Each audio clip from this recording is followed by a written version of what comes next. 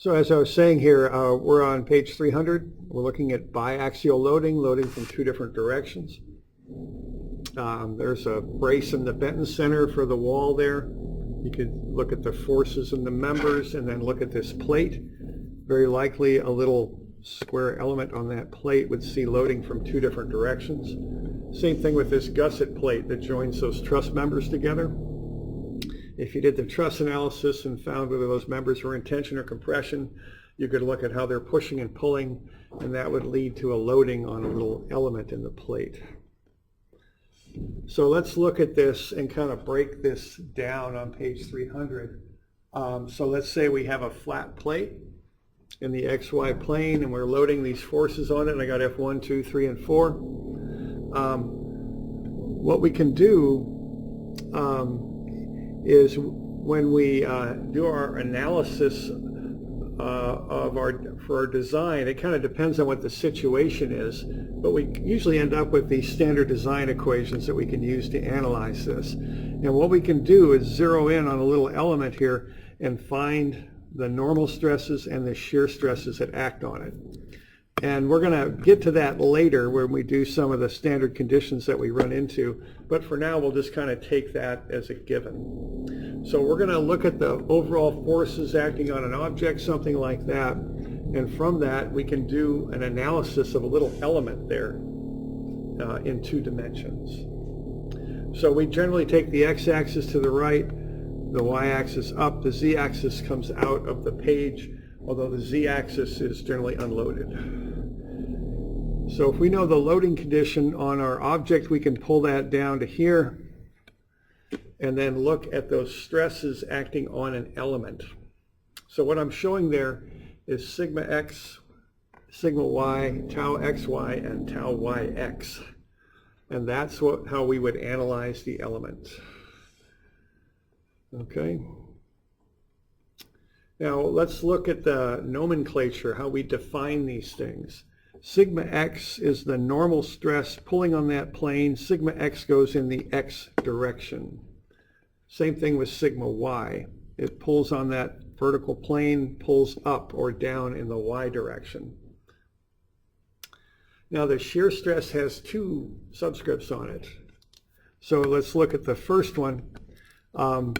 Tau xy. Let's look at that. So here's tau xy. What that means is it acts on the x plane. Okay, the x plane, a plane is named after the axis that is normal to it. So that's the x plane normal to, x-axis normal to that plane, so that's tau x. Now that stress acts in the y direction, so that's tau xy. Similarly, the shear stress on the vertical plane is tau y, because the vertical plane is the y plane there. Or actually, I don't know, maybe I should call it a horizontal plane. Yeah, horizontal plane is the y plane. And then the stress acts in the x direction. Okay. So given the way we have our axes drawn up, if I had a shear that was doing this, let's say that's a horizontal plane, and that shear was going that direction, what would you call that, given the axes that I've got defined there on page 300? That'd be the y plane, because the y-axis is normal to it. And then what direction, given our axis system shown at the top there, would that shear be acting in?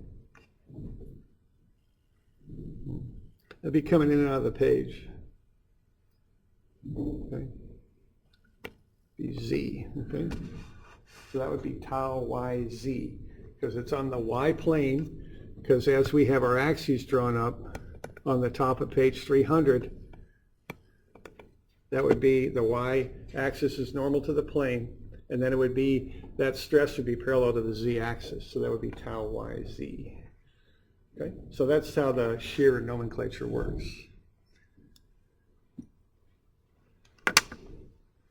So we're doing all right with that?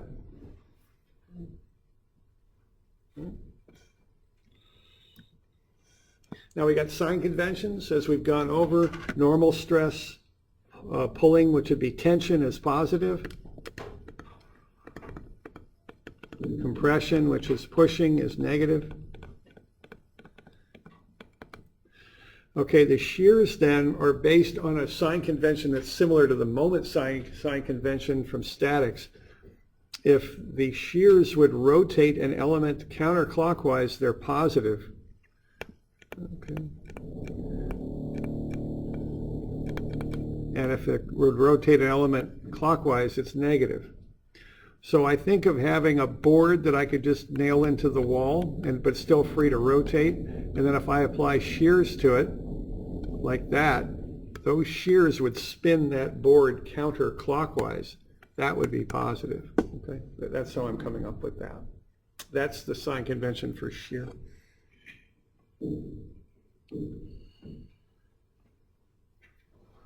All right, so down at the bottom, I've got a little bit of a sketch there. Why don't you fill in the signs for sigma x, sigma y, tau xy, and tau yx?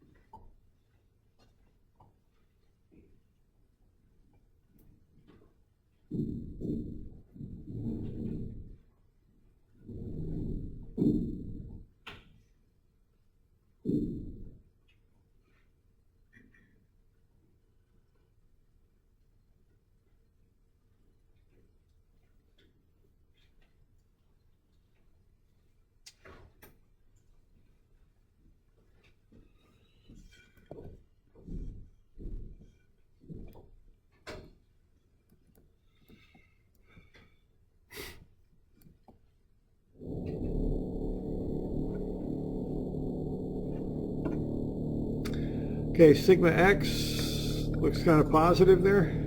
That's that one. We good with that?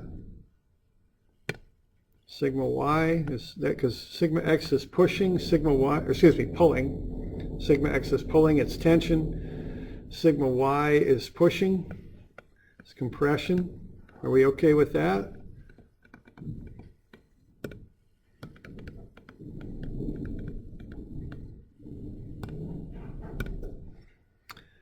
Okay, and then tau on the x plane in the y direction, that's these ones. That would spin that board, what, counter, no, that'd be clockwise, so that'd be negative.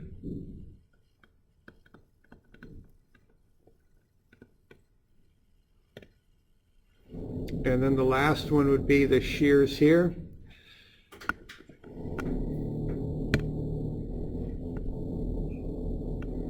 Like so and like that, and that would spin it counterclockwise, so that would be positive. We're doing all right with that? Okay, good. So we want to know those sign conventions so that we can analyze them, get the right signs when we plug things into formulas. Okay.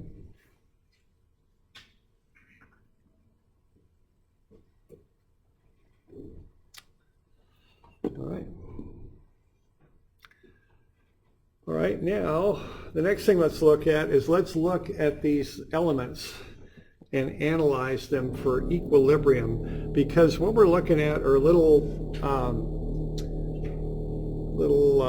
differential elements, you might call them, like what you use in calculus, very, very small.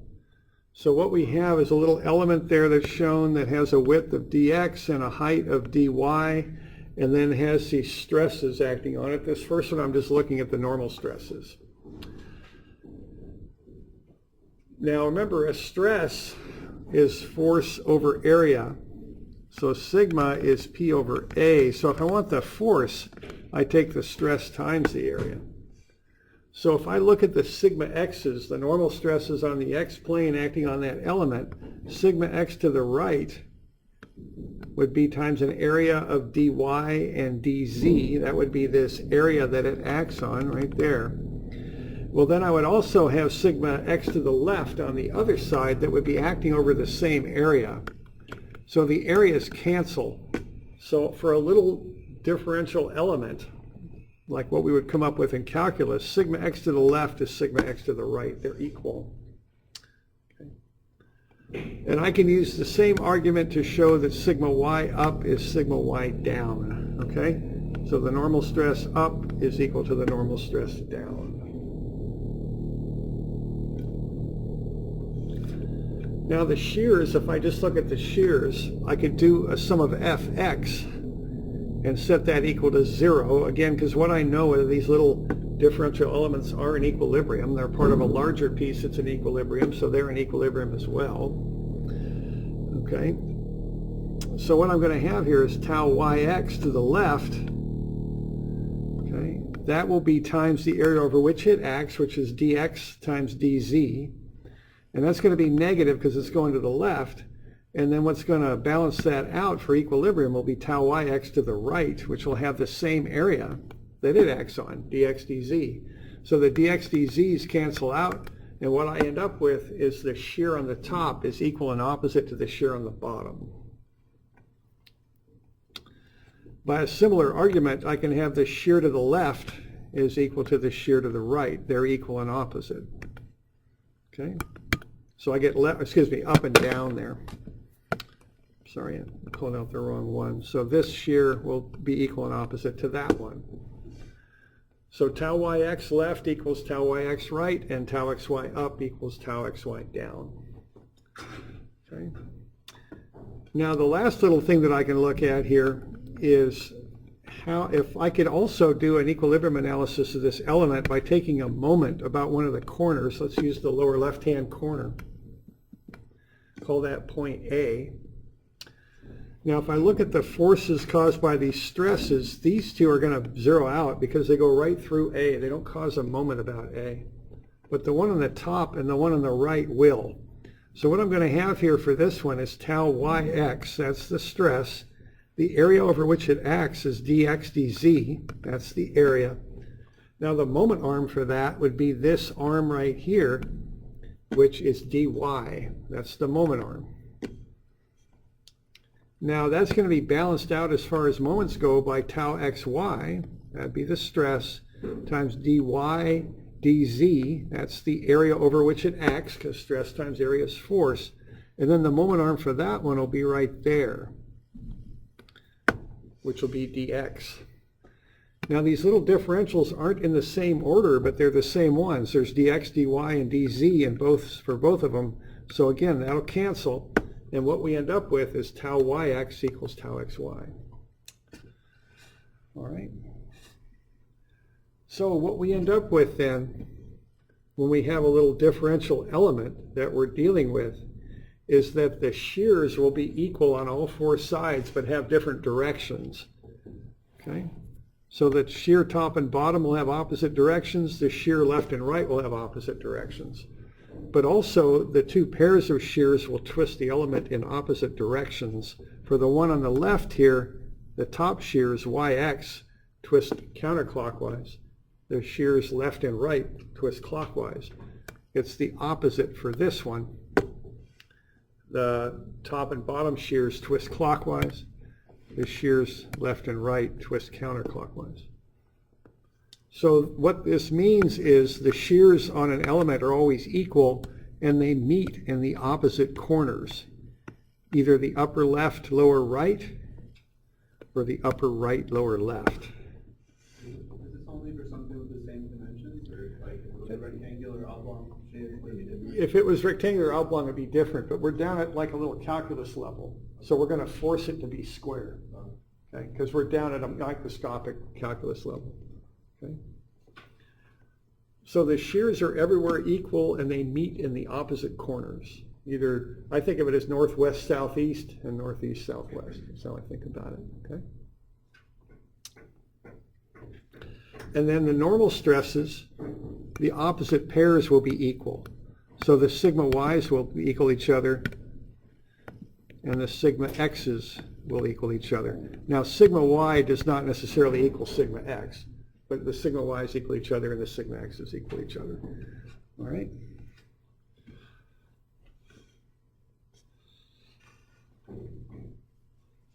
All right, so that's some background. Now what we're going to do here is we're going to analyze what's happening at an angle, much like what we did with uniaxial. We're going to do it for biaxial. So what we're going to do is take a biaxial plate. We're going to cut it at some angle. Now, once again, we're going to have a very defined way of defining the angle. We're going to start with our reference plane, which is the vertical plane. That's how someone decided to do it 150 years ago, so that's how we do it. There's nothing magical about that, or some reason that someone decided that here's how I'm going to do it. So that's what we go with. And then we're going to measure off of that plane counterclockwise for positive. Okay? That's the convention. What we're going to do here is see with our standard design equations, we can figure out sigma x, sigma y, tau xy, and tau yx. When we look at different situations we run into, like a pressure vessel or a torsion shaft or a beam or something like that, we can figure out what these things are. They're knowns. What we'll want to know is what are the stresses at some angle. This is very much like the uniaxial stuff that we did. Okay? So what we're going to do is we're going to cut off a corner of a plate, starting at the vertical plane and measuring counterclockwise and getting on an angled plane, and we're going to find the stresses on that angled plane. We're going to call them sigma x1 and tau x1 y1 is what we would do. And we're going to do this by doing an equilibrium analysis. So what you have there is the sketch that shows how all these things are oriented.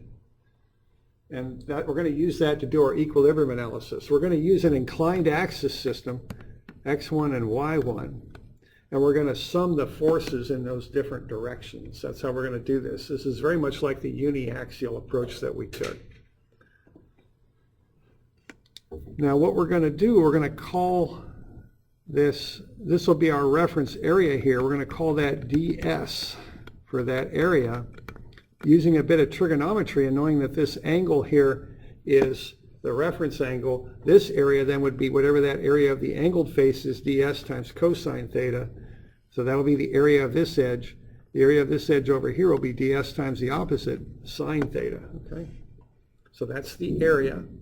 So we got ds for this one, ds cosine theta, and ds sine theta.